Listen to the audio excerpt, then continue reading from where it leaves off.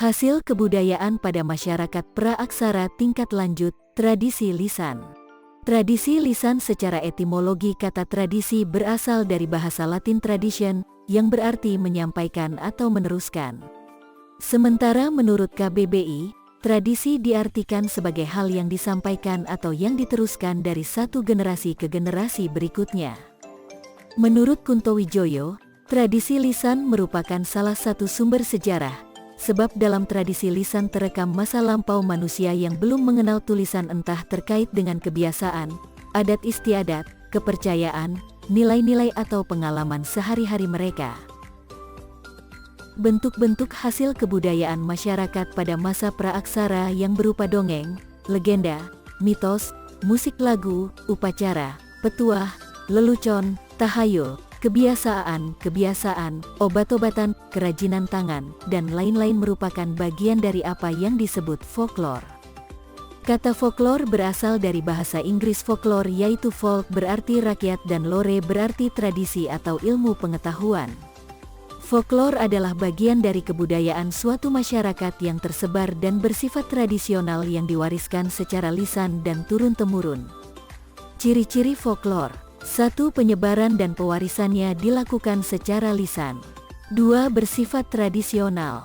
3. Bersifat anonim, tidak diketahui penciptanya. 4. Memiliki gaya bahasa hiperbola, gaya bahasa yang melebih-lebihkan, serta sering menggunakan kata-kata klise. 5. Menggunakan kalimat pembuka dengan kata-kata menurut empunya cerita, atau menurut sahibul hikayat, dan menutupnya dengan, demikianlah mereka hidup bahagia selamanya.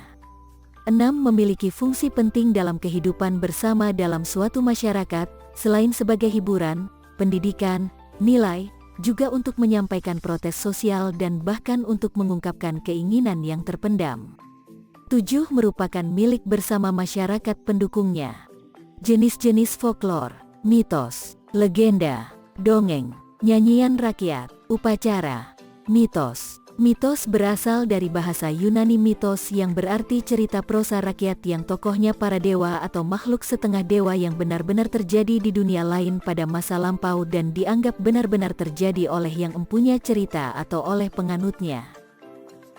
Legenda. Legenda tidak berbeda jauh dengan mitos, yaitu prosa rakyat yang dianggap oleh pembuat cerita sebagai sesuatu yang benar-benar terjadi. Perbedaannya dengan mitos, tokoh dalam legenda lebih bersifat duniawi. Dongeng. Dongeng adalah cerita fiktif atau imajinatif yang diceritakan turun-temurun. Pada umumnya dongeng tidak diketahui pengarangnya, dan dongeng diceritakan terutama untuk hiburan, walaupun banyak juga dongeng yang mengajarkan tentang baik buruk, ajaran moral. Salah satu jenis dongeng yang terkenal adalah fabel, yaitu dongeng yang tokoh-tokohnya berupa hewan dengan perilaku seperti manusia. Nyanyian rakyat. Dalam nyanyian rakyat kata-kata dan lagu merupakan satu kesatuan yang tak terpisahkan.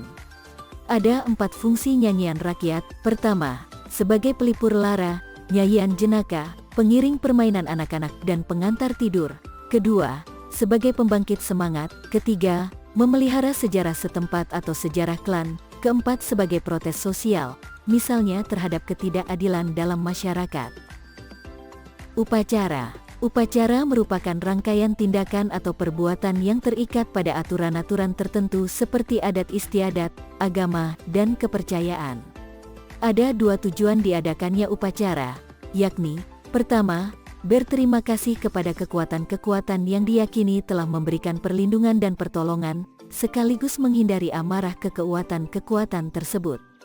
Kedua, memperkuat keberadaan dan pengakuan akan peran kekuatan-kekuatan itu dalam kehidupan sehari-hari masyarakat. Kelompok folklore. Folklore dapat dikelompokkan dalam folklore lisan, folklore sebagian lisan, folklore bukan lisan. Folklore lisan merupakan folklore yang bentuknya murni lisan, yaitu diciptakan, disebarluaskan, dan diwariskan secara lisan. Folklore jenis ini terlihat pada bahasa rakyat, ungkapan tradisional, pertanyaan tradisional atau teka-teki, puisi rakyat, cerita prosa rakyat, nyanyian rakyat.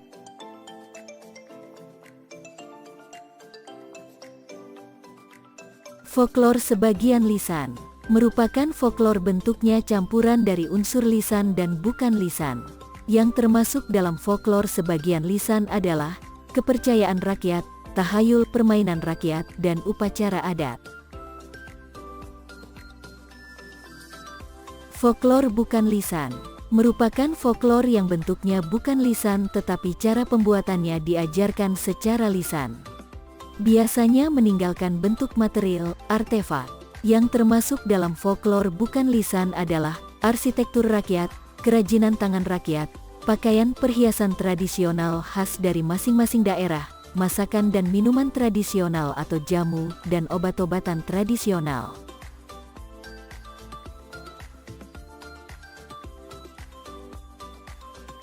Sekian materi tentang hasil kebudayaan pada masyarakat praaksara tingkat lanjut, tradisi lisan. Terima kasih telah menyimak, dan Assalamualaikum warahmatullahi wabarakatuh.